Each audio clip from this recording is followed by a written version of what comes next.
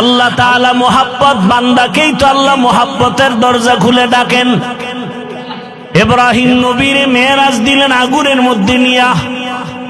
আগুন জ্বলতেছে কিন্তু ইব্রাহিম জ্বলে না, কারণ আমার মালিকের কুদরতের নজর পড়ে গেছে। ইউনুস আলাইহিস সালামের সাথে মেরাজ হয় মাছের পেটের মধ্যে নিয়া। ওই মাছের পেটে গিয়াও ইউনুস আমার আল্লাহকে ভুলেন না। ওই মাছের পেটের মধ্যে ইউনুস আমার আল্লাহকে ডাকতেছেন। আল্লাহ বলেন যে আমাকে ভুলে না, আমিও তাকে ভুলতে পারি না। আল্লাহ তাআলা মুসা নবীর সাথে কথা বললেন তুর পাহাড়ে, মেরাজ। আদম আলাইহিস সালামের সাথে মেরাজ আরাফার ময়দান। আর আপনার আমার নবীর সাথে মেরাজের চূড়ান্ত ঠিকানা দিলেন আরশে আজিম। সেই মেরাজ হলো রাতের বেলা না দিনে? রাতে। কেন? বন্ধুর সাথে বন্ধুর মোহাব্বতের আলাপটা তো রাতের অন্ধকারেই ভালো হয়। इश्क़े आशोलस्ते कोचो बरफरू हर चे जुज माशूक़े बाकी जुमलासो। আল্লাহ এজন্য নবীকে রাতের বেলা নিয়ে গেলেন, আরশে আজিমে নিয়ে কথা বলবেন। আল্লাহ তাআলা জিবরাইল আমিনকে পাঠায় বলে, যাও আমার নবীকে সাজাইয়া নিয়ে আসো আমার বাড়ি আরশে আজিমে। জান্নাত থেকে একটা বোরাক নিয়ে যাও।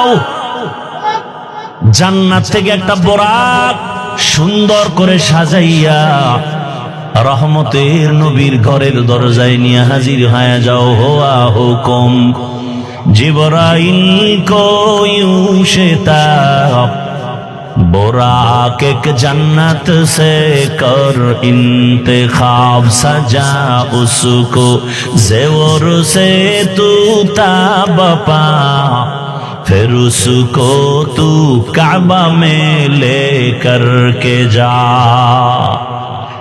আল্লাহর অর্ডার হয়ে গেল। আমার রাসূলকে এখন কাছে বসায় কথা বলবেন। বোরাক নিয়ে জিবরাইল হাজির। রাতের বেলা এমন রাত নবীও ঘুমায়।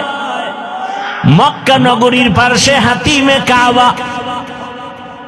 জিবরাইল আমিন বোরাকটা বাইতুল্লাহর পাশে রাখিয়া এইবার তিনি চলে গেলেন আমার রাসূলকে ঘুম থেকে সজাগ করার জন্য। নবী ঘুমন্ত অবস্থায় আছেন, রাতের গভীর। নবী কোথায় ঘুমাচ্ছেন? এই ক্ষেত্রে তিনটা মতামত পাওয়া যায়। কেউ বলেন নবী হাতিমে কাবায় ঘুমাচ্ছেন, কেউ বলে নবী শিয়াবে আবু তালিবের মধ্যে ঘুমান, কেউ বলেন নবী তার চাচাতো বোন উম্মে হানির ঘরের মধ্যে ঘুমাচ্ছেন। তিনটাই সহিহ। উম্মে হানির ঘর হলো শিয়াবে আবু তালিবের মাঝখানে। জিবরাইল আমিন নবী তো ঘুমান।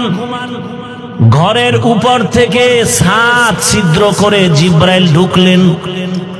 দরজা দিয়ে ঢুকছে না উপর দিয়া?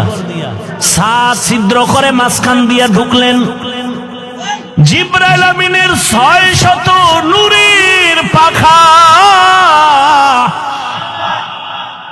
রহমতের নবী ঘুমাচ্ছেন। এই মুহূর্তে কোনো আওয়াজ দেওয়া যাবে না। রহমতের নবী ঘুমান। হাত লাগানো যাবে না, মাথায় কোনো টাচ করা যাবে না। জিবরাইল 600 নূরের পাখা এক পাশে রেখে রহমতের নবীর কদম মোবারকের তলায় গিয়ে একটু পাখা লাগায়া দিলেন। কেউ বলেন জিব্বা লাগাইছেন। রহমতের নবী সজাগ হয়ে গেলেন। তাকায় দেখে জিবরাইল আমিন সামনে বসা। নবী জিজ্ঞাসা করলেন, ভাই জিবরাইল, এই রাত্রে কেন? আবার তাকায় দেখি উপর থেকে আলো দেখা যায়, ছিদ্র, দরজা আটকানো। বলে আপনি কি দরজা দিয়ে ঢুকেন না? কয় না। কোথার থেকে? বলে সাত ছিদ্র করে আসছে। উল্টা পথে কেন? আজকে সব ব্যবহার উল্টাই হবে।